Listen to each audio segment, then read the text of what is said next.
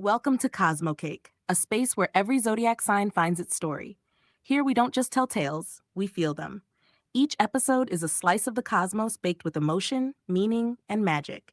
Stories that help you see yourself, understand your sign, and connect to the universe within you. CosmoCake is for dreamers, empaths, and believers. For everyone who's ever wondered what their stars are trying to say. Today we dive into the world of Cancer, the sign of the sea and the moon. This is Mira's story, a gentle boy whose heart beats with the tides, who discovers that empathy can be the strongest form of protection. A story for every soul that feels deeply and loves even deeper. The Boy and the Tide. The first time Mira saw the sea, he was 9 years old. The world was still half asleep, wrapped in the quiet silver of dawn. Clouds drifted low and soft like folds of an unmade blanket, and the water stretched endlessly before him. Not blue, but pale gray, rippling gently under the moon's fading watch. The air smelled of salt and morning mist, and when he took his first step toward the waves, the sand pressed cool between his toes. It was the most alive silence he had ever heard. From that morning onward, the sea became his refuge. Mira was not like most children. While others laughed in the streets or shouted on the playground, he was often found staring at reflections, puddles after rain, windows during storms, spoons catching bits of sky. He didn't mean to be distant. He just felt everything too much. Every raised voice in the house made him wince. Every sigh carried weight. People often mistook his quietness for weakness, his softness for fragility. But inside, Mira was a tide, calm on the surface, deep and strong underneath. His mother once told him, "You feel too much, Mira. The world might hurt you for it." He looked up at her and whispered, "Then I'll just love it harder." And maybe that was the essence of him, a boy who refused to close his heart, even when the world was too loud. That summer, they moved to a small town on the coast, a place where the wind always carried whispers of salt and laughter from the docks. Mira's father was a fisherman, quiet like him, though their silences were different. His father's silence was worn by years of work and weather. Mira's was new, curious, searching. He began walking down to the beach after school, always carrying a small sketchbook. He'd draw waves, shells, or the little crabs that scuttled across his feet. The locals soon recognized the boy who never played, who sat near the rocks with his knees drawn close, watching the horizon like it was telling him secrets. To Mira, the sea was not just water.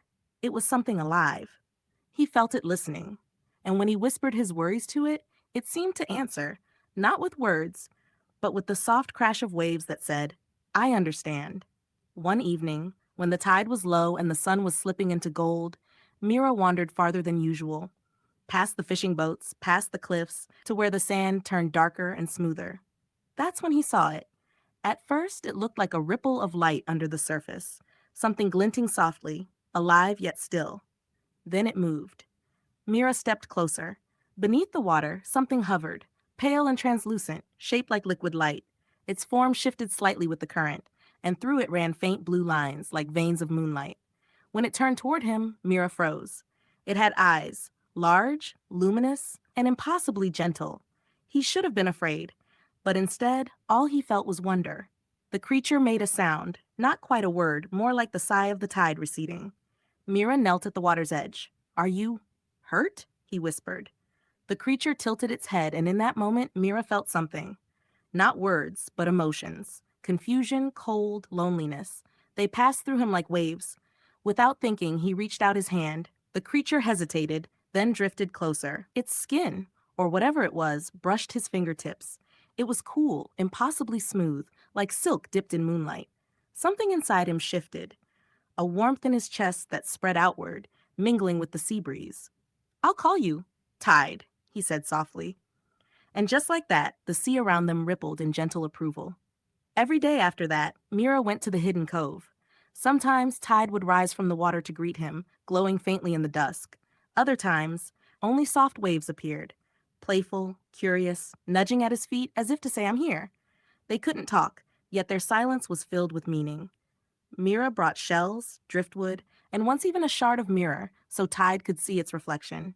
In return, Tide shaped the water into brief wonders, dolphins that leapt and vanished, flowers made of foam, stars that dissolved in seconds. It was a friendship without language, built entirely on feeling. When Mira felt lonely, Tide's presence soothed him. When he laughed, the water shimmered brighter, as though echoing his joy. Sometimes he told Tide about school, how others teased him for being quiet, how he hated seeing people hurt one another, how he wished the world was softer. Tide would listen, floating silently. Yet Mira always sensed an understanding there, something deep and ancient, like the ocean itself was keeping him safe. As the summer deepened, so did their bond. But one evening, a storm began to gather. The horizon darkened, and the wind grew wild, rattling windows and bending palms. The fishermen pulled their boats ashore, shouting warnings. Mira's mother told him to stay inside, but he couldn't. Something in his chest pulsed, an unspoken knowing. Tide. He ran barefoot through the rain, heart hammering. The wind howled, pushing him back, but he kept going, down the dunes, across the soaked sand, until he reached the cove. The sea was furious. Clawing at the rocks, the sky split with lightning.